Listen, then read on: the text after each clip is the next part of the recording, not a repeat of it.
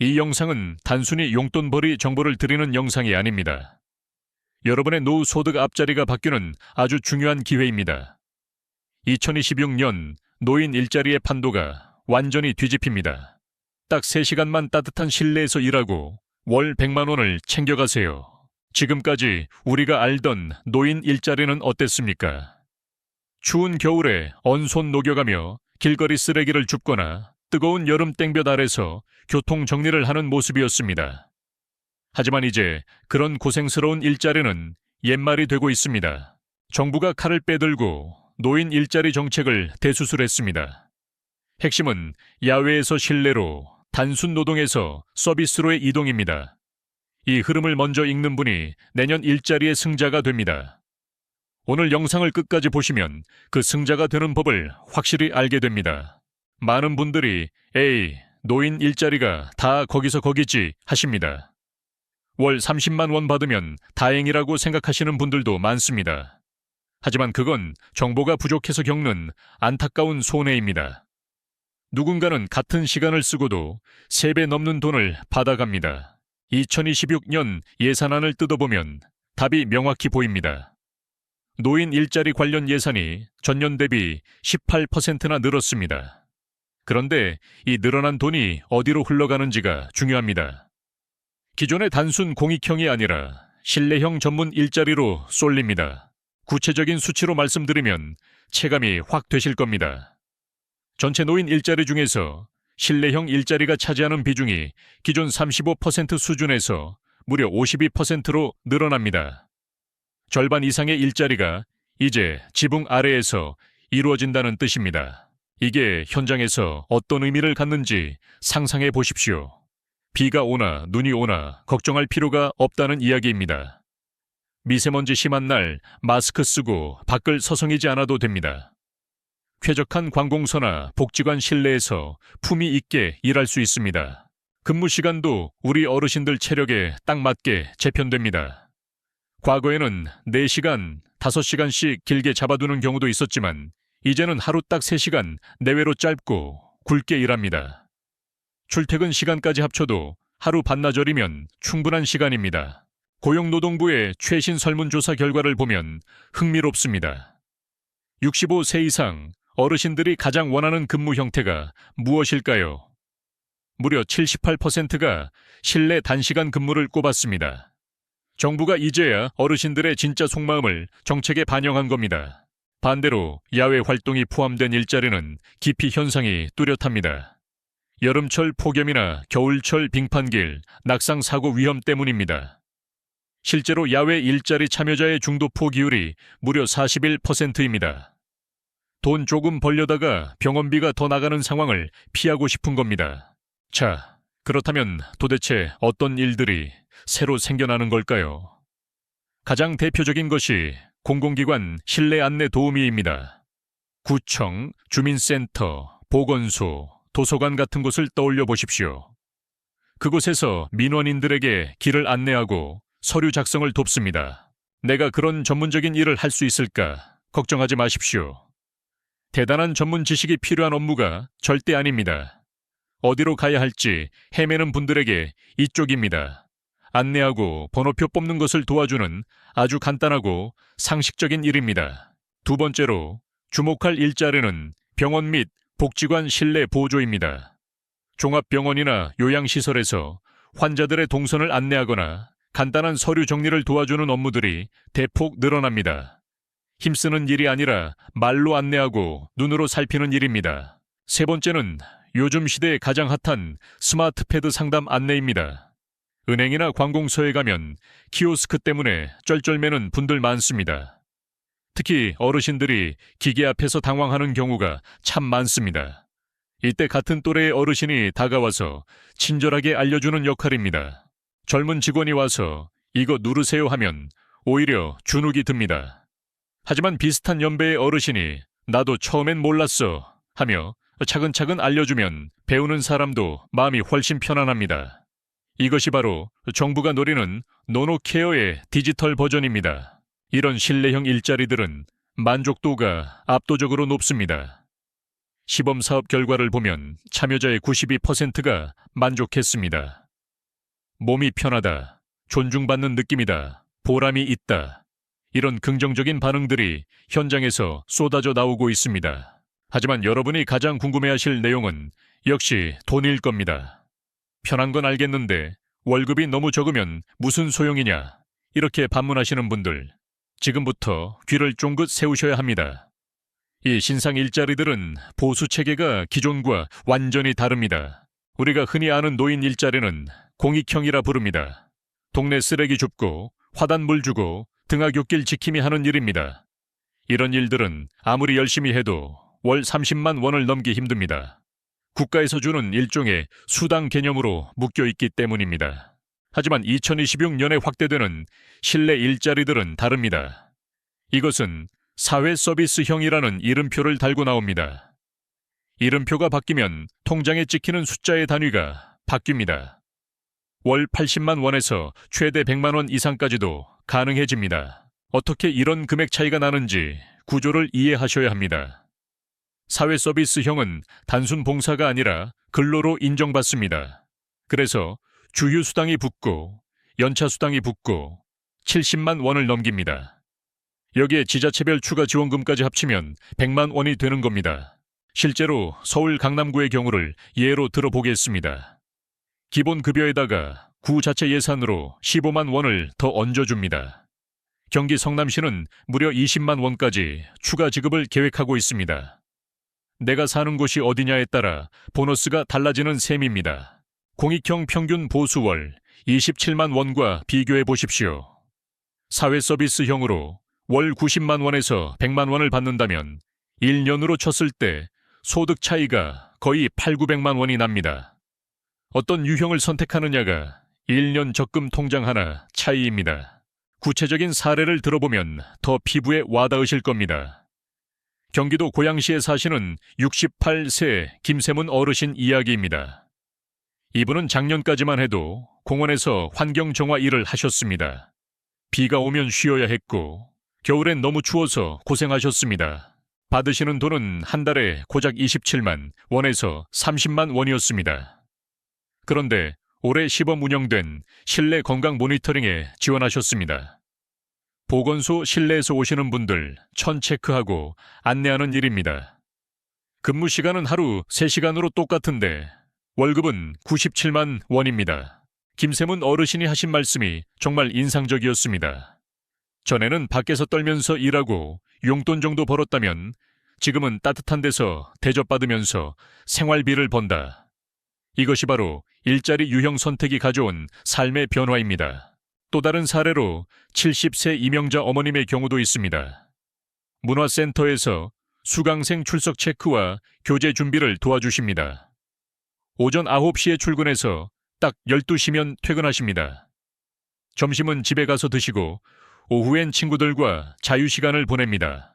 이렇게 오전만 잠깐 일하시고 받는 돈이 월 92만 원입니다. 오후에는 손주들 하원 도와주시고 저녁엔 산책도 하십니다. 일과 생활의 균형, 즉 워라밸이 완벽하게 지켜지는 겁니다. 은퇴 후의 삶이 무료하지 않고 활력이 넘친다고 하십니다. 서울 강동구의 66세 박영수 어르신 사례도 흥미롭습니다. 주민센터에서 무인 민원 발급기 옆에 서 계시는 일입니다. 젊은 사람들에게는 쉬운 기계가 어르신들에겐 벽처럼 느껴집니다. 그걸 옆에서 천천히 하세요 하며 도와드리니 보람이 큽니다. 박영수 어르신은 돈도 돈이지만 사람이 좋다고 하십니다. 집에만 있으면 입에서 단내가 나도록 말할 일이 없는데 일터에 나오면 사람들을 만나고 고맙습니다. 인사를 듣습니다. 월 88만 원이라는 돈은 그 보람에 따르는 덤인 셈입니다. 자, 여기까지 들으시면 마음이 급해지실 겁니다. 나도 당장 저거 신청하고 싶은데 어떻게 해야 하나? 혹시 자격 조건이 까다로워서 나는 안 되는 거 아닌가? 이런 걱정과 궁금증이 머릿속을 스치실 거라고 생각합니다. 가장 큰 오해 중 하나가 자격증에 대한 걱정입니다. 사회 서비스형이나 시장형은 뭔가 대단한 기술이 있어야 한다고, 컴퓨터를 잘 다루거나 복지사 자격증이 있어야 한다고 믿습니다. 결론부터 말씀드리면 대부분의 일자리는 그렇지 않습니다. 물론 일부 전문직은 자격증을 요구할 수도 있습니다. 하지만 우리가 노리는 대다수의 일자리는 진입 장벽이 낮습니다. 만 65세 이상 신체 건강한 대한민국 국민이라면, 그리고 기본적인 의사소통에 문제가 없다면 누구나 가능합니다. 중요한 것은 기술이 아니라 태도와 정보입니다. 성실하게 출근할 수 있다는 건강한 신체 상태, 그리고 남들보다 한 발 앞서 신청서를 내는 부지런함입니다. 이 두 가지만 있다면 여러분도 충분히 주인공이 될 수 있습니다. 하지만 안타깝게도 통계를 보면 현실은 정반대입니다. 2024년 기준으로 노인 일자리 신청자의 67%가 여전히 습관처럼, 관성처럼 공익형에만 줄을 서고 있습니다. 더 좋은 자리가 텅텅 비어 있는데도 몰라서 못 가는 겁니다. 옆집 김 영감님이 공익형 하니까 나도 따라하고, 작년에 했던 거니까 올해도 그냥 똑같은 거 신청하고, 이렇게 묻어가다가는 정말 좋은 기회를 눈뜨고 놓치게 됩니다. 정보를 아는 사람과 모르는 사람의 격차가 너무나 큽니다. 신청 시기를 놓쳐서 땅을 치고 후회하는 경우도 너무 많습니다. 노인 일자리 모집은 보통 12월에서 1월 초에 집중됩니다. 이 골든타임을 놓치면 꼬박 1년을 손가락 빨며 기다려야 합니다. 중간에 자리가 나긴 하지만 그것은 대기자의 몫입니다. 인천 부평구의 70일 새 전국분 어머님 사연이 기가 막힙니다. 작년 12월에 신청하라는 안내 방송을 들으셨습니다. 그런데 설날 지나고 천천히 가보지 뭐 하고 미루셨답니다. 1월 중순에 주민센터를 찾았을 땐 이미 모든 정원이 찼습니다. 담당 직원이 어머니 대기번호 100번이 넘어요 하는데 그때서야 아차 싶었지만 버스는 이미 떠난 뒤였습니다. 그 1년 동안 일했다면 벌 수 있었던 돈이 1,000만 원입니다. 귀찮아서 미룬 대가치고는 수업료가 너무나도 비쌉니다. 건강 상태를 신청서에 잘못 적어서 탈락하는 경우도 있습니다. 부산 동래구의 조순의 어머님은 무릎이 조금 안 좋으셨습니다. 그런데 일자리를 못 얻을까봐 아픈 곳 없음이라고 적었습니다. 나중에 건강검진 결과와 달라서 배정이 보류되고 말았습니다. 차라리 솔직하게 무릎이 불편하니 앉아서 하는 일을 원한다, 이렇게 적었다면 도서관 좌식 정리 업무를 받았을 겁니다. 숨기는 것이 능사가 아니라 내 상태를 정확히 알려야 내게 딱 맞는, 내 몸이 편한 일자리를 매칭받을 수 있습니다. 또한 사업 유형을 오해해서 스스로 기회를 찾는 분도 계십니다. 사회서비스형은 힘들어서 젊은 노인들만 뽑는다더라, 이런 카더라 통신을 믿고 지레 겁먹고 포기하는 케이스입니다. 팩트를 확인하지 않고 소문만 믿으면 손해는 내 몫입니다. 실제 현장에서는 70대 중반, 후반 어르신들도 많습니다. 나이가 많다고 무조건 떨어뜨리는 것이 절대 아닙니다. 오히려 연륜이 묻어나는 편안한 인상을 가진 어르신들이 상담이나 안내 업무에서 훨씬 더 높은 점수를 받기도 합니다. 이제 우리는 전략적으로 움직여야 할 때가 왔습니다. 남들이 우르르 몰려가는 곳이 아니라 실속 있는 곳을 노려야 합니다. 그러기 위해서는 신청서 작성부터 면접 요령까지 합격을 부르는 구체적인 합격 공식을 알고 계셔야 합니다. 특히 복수 신청이라는 제도를 모르는 분들이 태반입니다. 하나만 골라서 신청해야 하는 줄 알고 고민만 하다가 가장 경쟁률 높은 곳에 지원해서 떨어지는 안타까운 상황. 하지만 우리에겐 카드가 한 장이 아니라 3장이 있습니다. 1순위로 돈 많이 주는 곳, 2순위로 적성에 맞는 곳, 3순위로 집에서 가까운 곳, 이렇게 전략을 짤 수 있습니다. 이것만 잘 활용해도 합격 확률이 2배, 3배로 뜁니다. 이어지는 이 부에서는 이 합격의 기술을 낱낱이 공개하겠습니다. 지금부터 말씀드릴 내용은 단순히 신청하세요 수준이 아닙니다.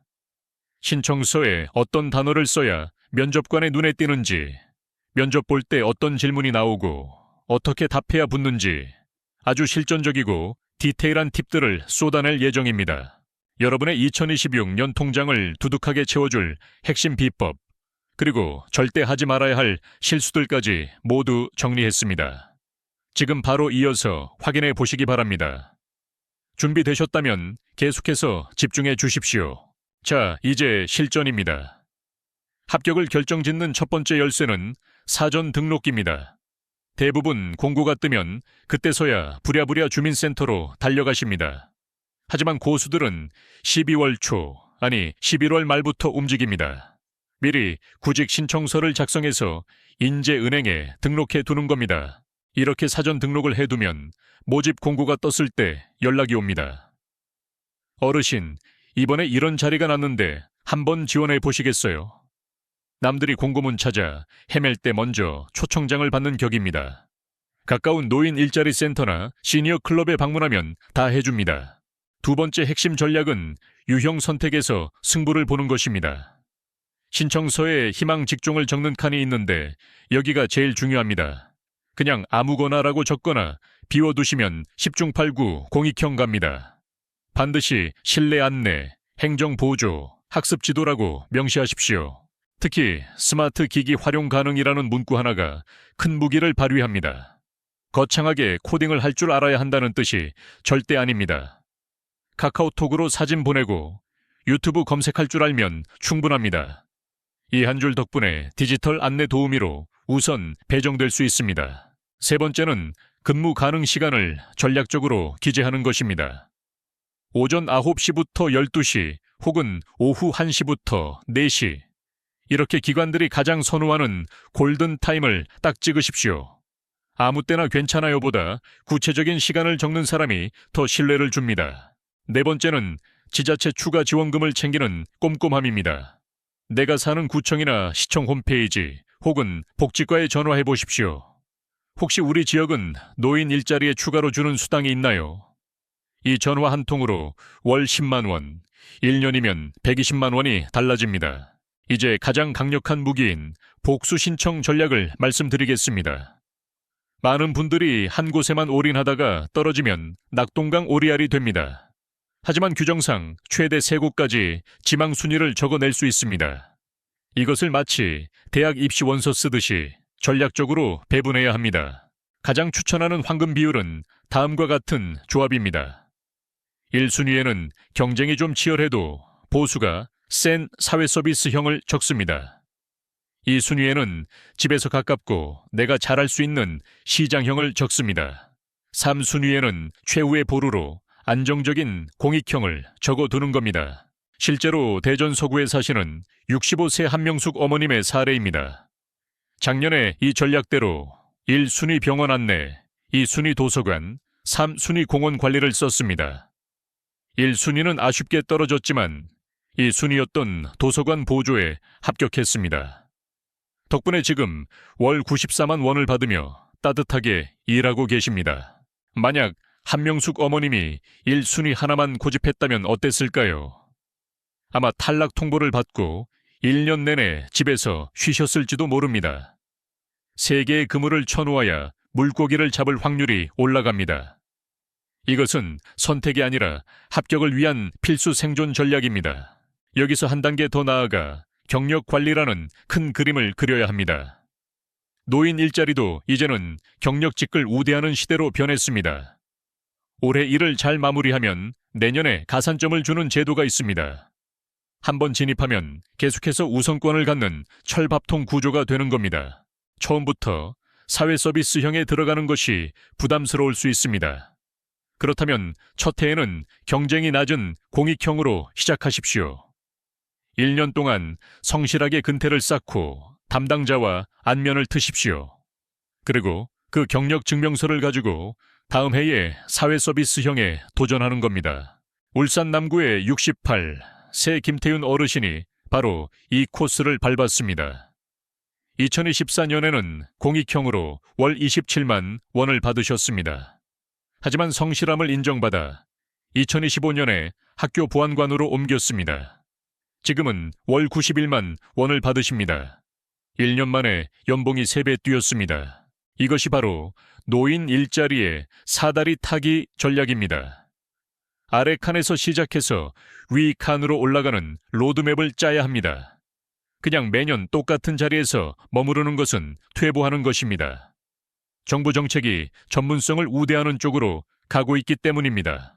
도대체 정부는 왜 이렇게 노인 일자리의 판을 바꾸는 걸까요?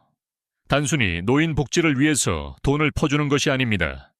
여기에는 다가올 초고령 사회를 대비하는 정부의 절박함이 있습니다. 크게 세 가지 이유가 맞물려 돌아가고 있습니다. 첫째는 앞서 말씀드린 안전관리 비용의 절감입니다.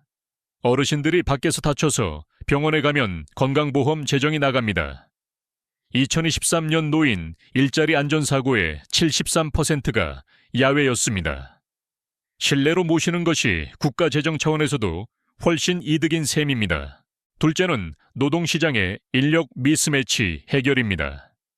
지금 서비스업 현장에서는 사람을 못 구해서 난리입니다. 청년들은 힘든 서비스직을 기피하고 사무직만 찾습니다. 그 빈자리를 경험 많고 인내심 강한 어르신들로 채우려는 겁니다. 셋째는 디지털 격차 해소를 위한 전략적 배치입니다. 정부는 모든 행정 서비스를 디지털로 바꾸고 싶어 합니다. 하지만 노인 인구가 늘어나면서 디지털 소외계층도 급증했습니다. 이들을 교육하고 돕는 역할을 가장 잘할 수 있는 사람은 바로 또래 노인입니다. 그래서 앞으로 이런 전문형 일자리는 더더욱 늘어날 겁니다. 2027년에는 전체 노인 일자리의 60%까지 올린답니다. 2030년에는 일자리 100만 개 중 70만 개를 전문형으로 채웁니다. 지금 이 흐름에 올라타지 않으면 나중에는 자리가 없어집니다. 지금은 꿀 알바라고 소문난 자리들이 나중엔 필수 직업이 됩니다. 그때 가서 배우려고 하면 늦습니다. 지금이 가장 빠를 때입니다. 진입 장벽이 낮을 때, 남들이 아직 잘 모를 때 선점하십시오. 이것이 제가 여러분께 드리는 가장 강력한 조언입니다. 자, 이제 오늘 내용을 정리해 보겠습니다. 머릿속에 딱 저장하십시오. 첫째, 2026년부터는 실내형, 3시간, 월 100만 원 시대다. 둘째, 무조건 12월과 1월 집중 모집 기간에 신청해야 한다. 셋째, 신청서에는 실내, 안내, 보조 키워드를 반드시 넣는다.